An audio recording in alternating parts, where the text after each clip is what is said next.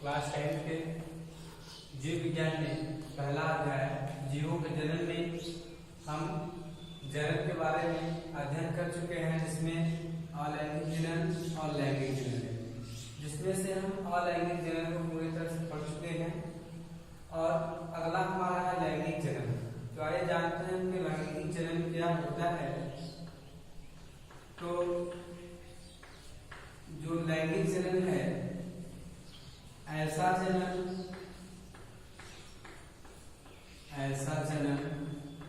जिसमें नर एवं मादा दोनों ही जनकों की नितांत आवश्यकता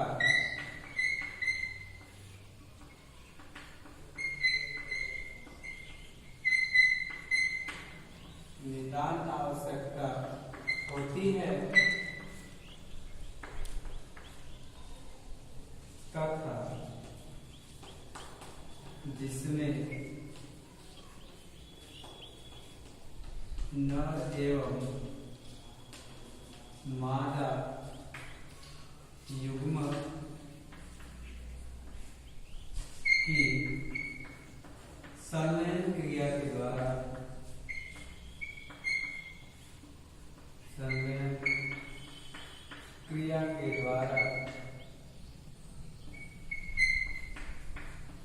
युग्मनस का निर्माण होता है।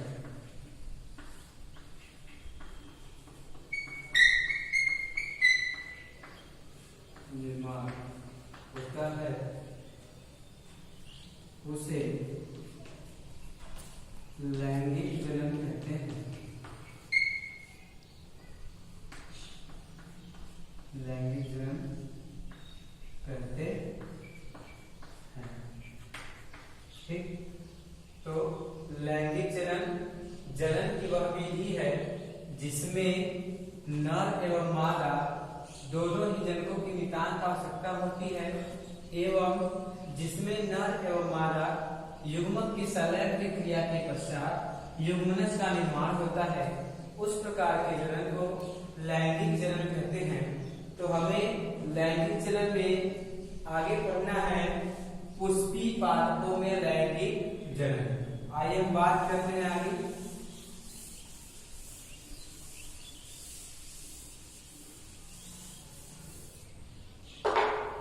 बात करते हैं आगे, जो टॉपिक है पुष्पीय पादपों में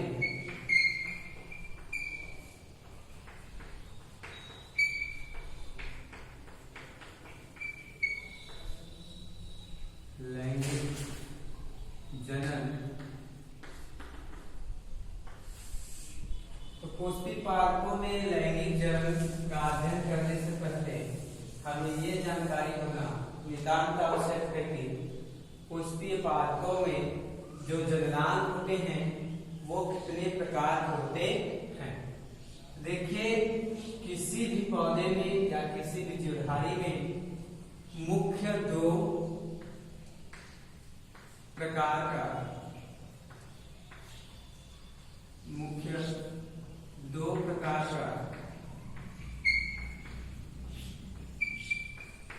जननांग होता है।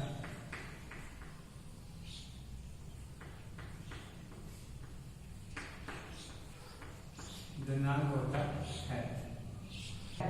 अगर हम उनके सेक्स के आधार पर लेकर चले तो भी दो प्रकार का होता है। अगर सेक्स के अंदर की बात करें, मतलब लिंग की बात करें, तो लिंग दोनों प्रकार का होता है, जानते हैं। एक होता है नर और एक होता है मादा, जिसको मेल और फीमेल बोला जाता है। और इनके भी अंदर अगर हम बात करें कितने प्रकार के जननांग होते हैं, तो दो प्रकार के। एक होता है मुख्य जननांग और दूसरा होता है सहायक जननांग।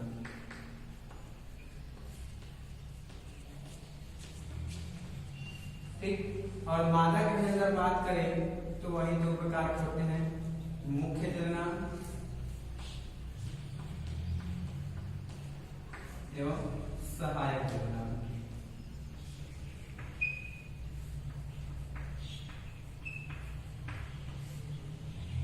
ठीक, तो ऐसे ही पौधों के नर जन्नांग और मादा जन्नांग होते हैं।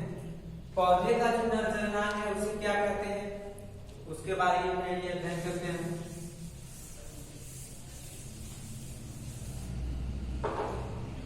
जो पौधों में नर जन्नांग होता है,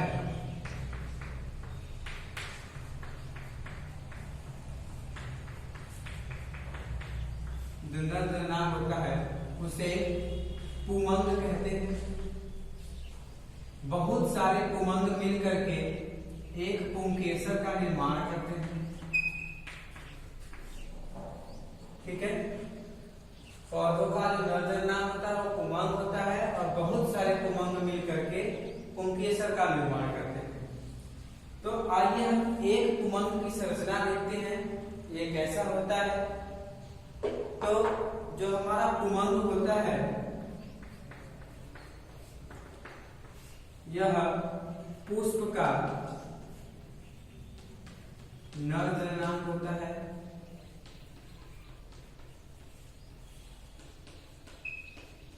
नर जन्नांग होता है जिसमें लघु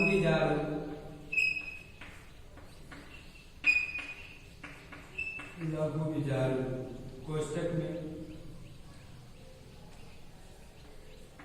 परागकण का निर्माण करते हैं या निर्माण होता है। पुमंग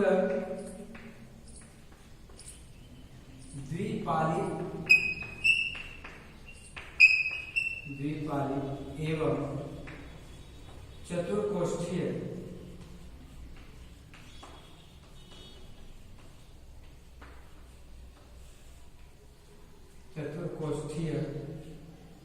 होता है।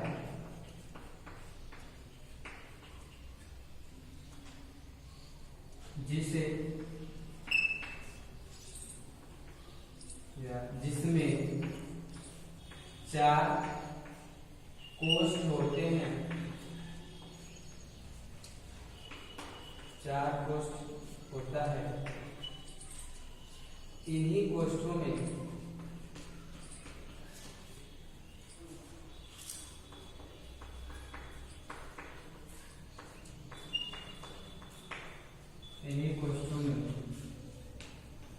परागकण का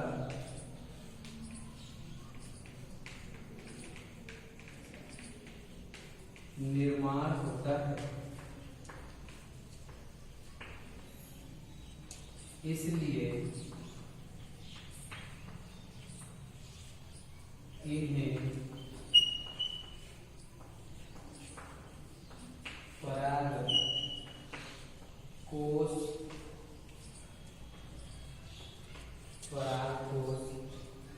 कहते हैं।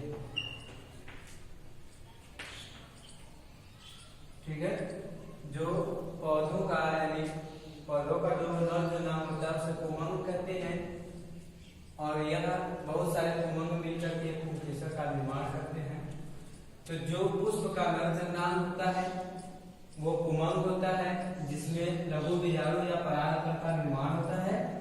पुमंग द्विपाली चतुर्कोष्ठीय यानी 2 पालियों में बटा हुआ होता है और प्रत्येक पाली में 2 कोष्ठक पाए जाते हैं। दोनों पालियों का 2-2 कोष्ठक मिलाकर पूरा 4 कोष्ठक हो जाता है, इसलिए इसे चतुर्कोष्ठीय कहते हैं।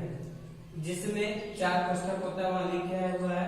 इन्हीं कोष्ठों में ही यानी इन्हीं कक्षाओं में परागकण का निर्माण होता है, इसलिए इन्हें परागकोश कहते हैं। ठीक, तो आइए हम फिगर के सहायता से देखते हैं।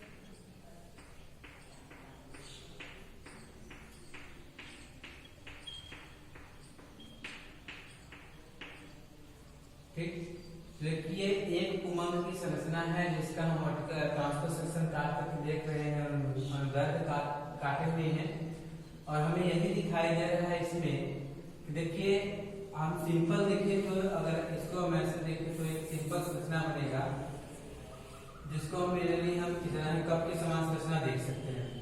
मगर जब इसको ध्यान से देखेंगे तो बीच में देखिए ऐसे एक फार्क आया है, दीवार का लेयर बना हुआ है।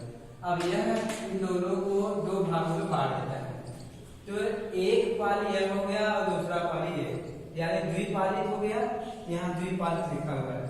और देखिए इसको देखिए मिड लाइन को पूरी तरह से ले जाएंगे, पूरा इसको दो भागों बराबर भागों में बांट देना। तो देखिए प्रत्येक पाली में अगर हम ऐसे इसको निकालें तो देखिए दो कक्षाएं बन रही है, प्रत्येक पाली में दो कोष्ठक बन रहा है, तो दोनों में का मिलाकर के 4 कोष्ठक हो गया, इसलिए इसको चतुर्कोष्ठी कहते हैं। और इन्हीं कोष्ठक में ही ये देख रहे हैं छोटे छोटे जो दाने के आकार के दिखाई दे रहे हैं, ये इसी पराग कोश में इन्हीं कोष्ठक में ये पराग कण बने हुए हैं। जब ये पराग कण का निर्माण होता है तो ये जो ऊपर कैप लाइक स्ट्रक्चर दिखाई दे रहा है ये हट जाता है। जब ये हट टूट जाता है, टूटता है तो ये जो पराग कण होते हैं ये इस पराग कोश से बाहर निकल आते हैं, और ये वायु के माध्यम से या किसी भी कीट पतंगों के माध्यम से, मनुष्यों के माध्यम से किसी अन्य पौधे के पुष्प पर जाते हैं, जिसे परागण की प्रक्रिया कहते हैं। ठीक है, तो ये हमारा था पुमंग यानी पौधों का नर जननांग, और उसमें बना हमारा परागकण। ठीक, समझ में आ गया होगा। तो आगे चलिए अब हम बात कर लेते हैं पौधे में नर जननांग का ये मुख्य जननांग था, और इसमें जो सहायक जननांग है इसके 2 पार्ट्स होते हैं। देखिए यह एक पूतंतु है और इसका ये जो है मुख्य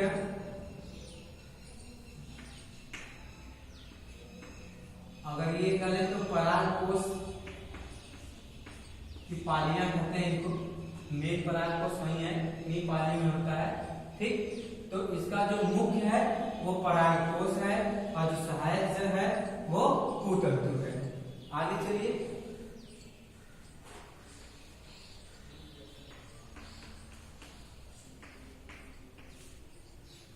ठीक, तो आगे हम बात करते हैं आगे पौधों के मादा जननांग के बारे में।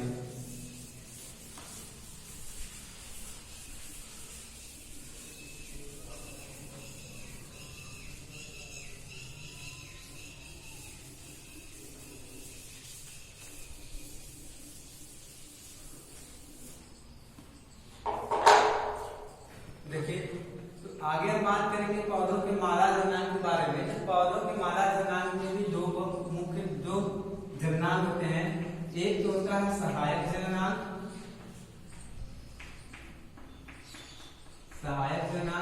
और दूसरा होता है हमारा मुख्य जननांग।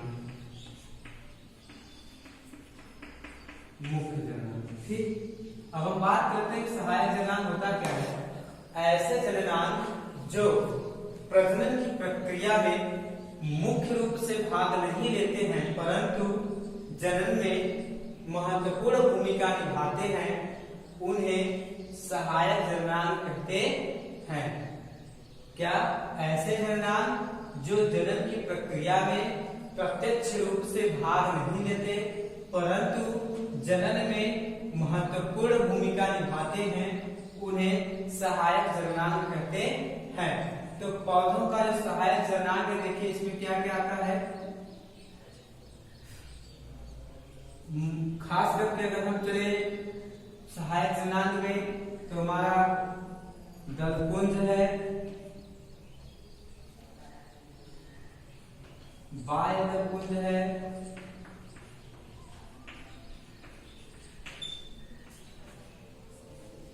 दलपुंज एवं बाह्य दलपुंज। ये एक बार किसी पौधे में नहीं रहेंगे फिर भी परागण की प्रक्रिया हो जाएगी, यानी जनन की प्रक्रिया हो जाएगी। इनका काम क्या है?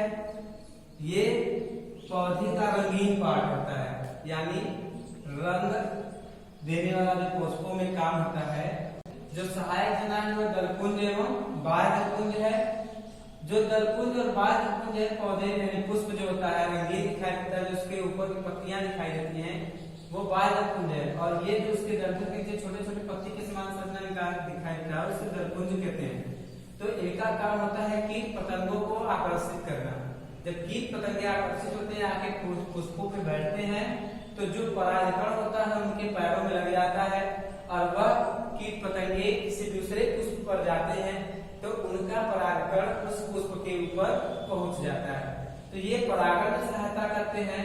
इनका केवल काम है सहायता प्रदान करना है, इसलिए इनको सहायक जननांग कहते हैं। और मुख्य जननांग क्या होता है? ऐसे जननांग जो प्रजनन में प्रत्यक्ष रूप से भूमिका निभाते हैं उन्हें मुख्य जननांग कहते हैं। अर्थात यदि ये किसी पौधे में नहीं रहेंगे तो उनमें लैंगिक प्रजनन नहीं होगा। ठीक, तो आगे चलिए नर जननांग के बारे में पढ़ लिए हैं, अब हम मादा जननांग के बारे में पढ़ते हैं। तो जो मादा जननांग होता है उसके देखिए कुछ पार्ट्स हैं, जैसे वर्तिका, वर्तिकाग्र, वर्तिकाग्र, तीसरा होता है अंडाशय। ठीक, वर्तिका और वर्तिकाग्र ये स्त्री जननांग या मादा जननांग के भाग हैं, मगर इनमें मुख्य जो जननांग होता है वो होता है हमारा अंडाशय। वर्तिका और वर्तिकाग्र परागण में तथा निषेचन के समय सहायता करते हैं, मगर जो अंडाशय है जो ओवरी है ये लघु बीजाणु गुरु बीजाणु का निर्माण करती है, नहीं कर दे तो अंडाणु का निर्माण करती है। ठीक, तो आइए बात करते हैं वर्तिका कैसा होता है और ये दिखाई कैसा देता है। तो देखिए जो वर्तिका होता है यह मादा जननांग का एक भाग होता है जो नली के समान संरचना होती है, जो नली के समान संरचना होती है। यह पराग नली को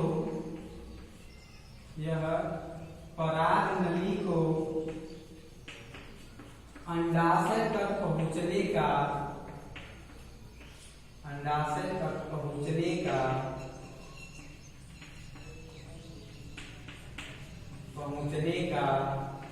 मार्ग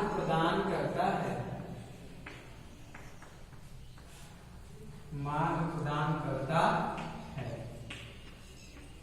ठीक है। अभी जब हम पुष्प का अनुप्रस्थ काल देखेंगे तो उसमें सारा चीज दिखाया जाएगा। आगे आ जाइए वर्तिकाग्र क्या होता है। वर्तिकाग्र वर्तिका के सबसे अग्रभाग को कहते हैं। यह चिपचिपे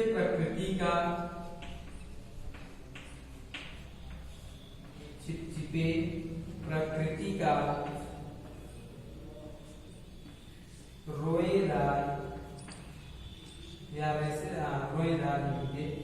रोएदार एवं गड्ढेनुमा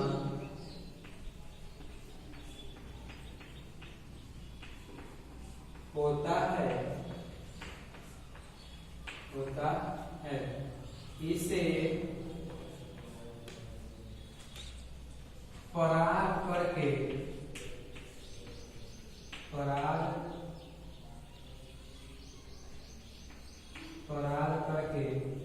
उतरने का स्थान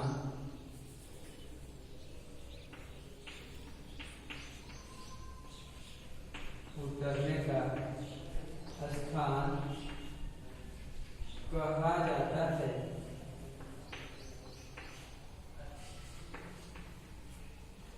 ठीक, वर्तिका हो गया, वर्तिकाग्र हो गया। अब हमारा लास्ट बचता है अंडाशय।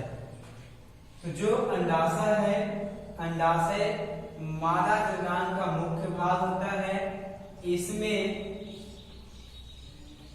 गुरु बीजाणु,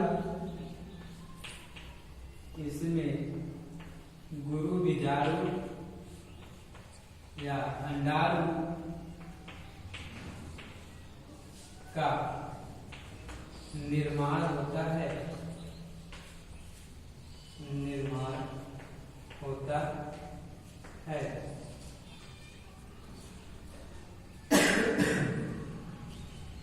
ठीक।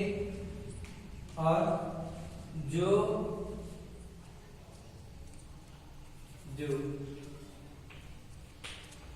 मादा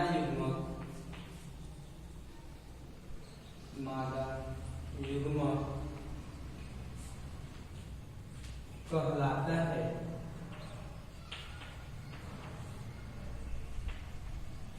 है और ये अयुग्मित होते हैं।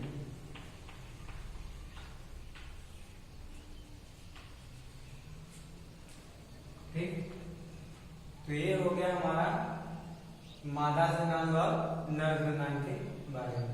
देखिए संरचना इसका अगर हम देखें,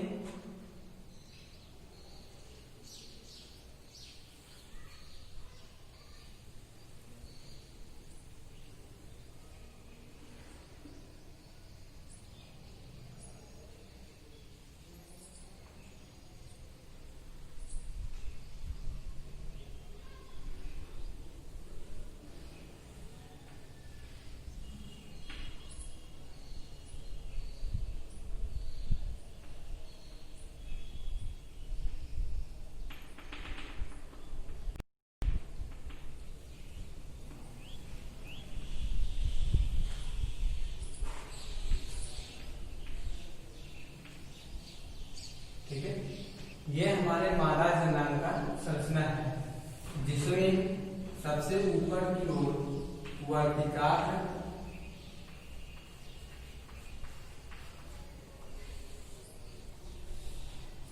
बीच में नली के समान संरचना है जो उसके वर्तिका, तथा जो फूला हुआ भाग है इसे कहते हैं अंडाशय।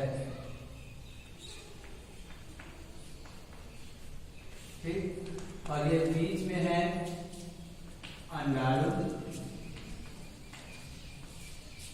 ये है हमारा द्वितीयक केंद्र,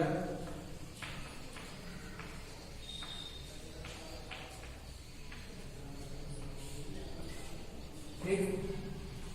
ये होता है हमारा पुष्प का मादा जननांग। अब इसके आगे हम बात करेंगे परागण। परागण होता क्या है? जो पौधों में निषेचन परागण होता है, जिसके थ्रू बीज का फल का निर्माण होता है, उसके बारे में आगे बात करते हैं। परागण बोर्ड के एग्जाम की दृष्टि से बहुत ही महत्वपूर्ण है। यह 7 नंबर या 5 नंबर या 3 नंबर में पूछा जाता है। तो आइए बात करते हैं परागण हमारा है क्या। देखिए, अगर हम परागण को 2 भागों में तोड़ें, परागण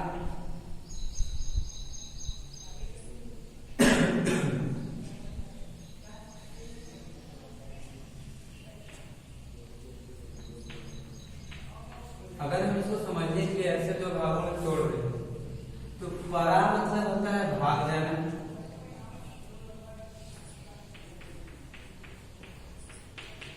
ठीक। अब कर माने होता है जो हमारा पराग कर, यानी पराग कर का अपने स्थान से भाग जाना क्या कहलाता है? परागण। ठीक है, अब आगे देखिए भागेगा कहां से कहां जाएगा, या देखिए सीधे सीधे किताब की भाषा में अगर देखें तो पराग कण का किसी भी माध्यम जैसे जल, हवा, मनुष्य, कीट, पतंगे इत्यादि के सहायता से पुष्प के वर्तिकाग्र तक पहुंचने की क्रिया ही परागण कहलाता है। क्या कहलाता है? यानी परागण एक ऐसी प्रक्रिया है, परागण एक ऐसी प्रक्रिया है प्रक्रिया है जिसमें परागकण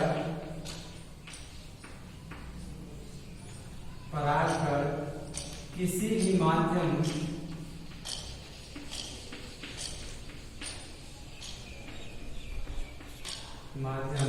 जैसे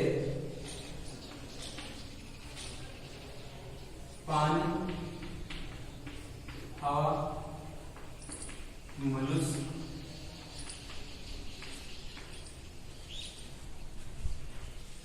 जंतु पक्षी एवं कीट पतंगे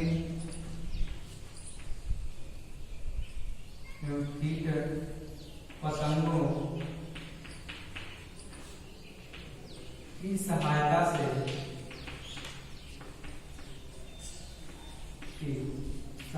से पुष्प के वर्तिकाग्र तक पहुंचता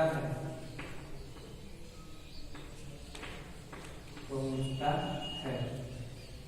इस क्रिया को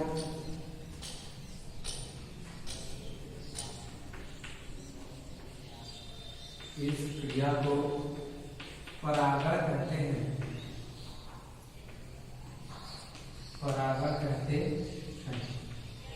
ठीक है, ये हो गया। अब आगे देखिए, ये टॉपिक है मतलब आधा क्वेश्चन पूछ देता है परागण के माध्यम। तो जो परागण के माध्यम हैं वो अनेक हैं, जैसे जल, हवा, मनुष्य, जंतु, पक्षी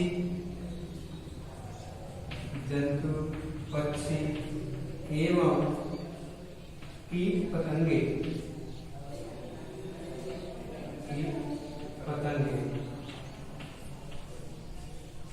इत्यादि। ठीक है, आज के लिए इतना ही। अब अगले वीडियो में हम बात करेंगे परागण कितने प्रकार का होता है और ये कैसे होता है।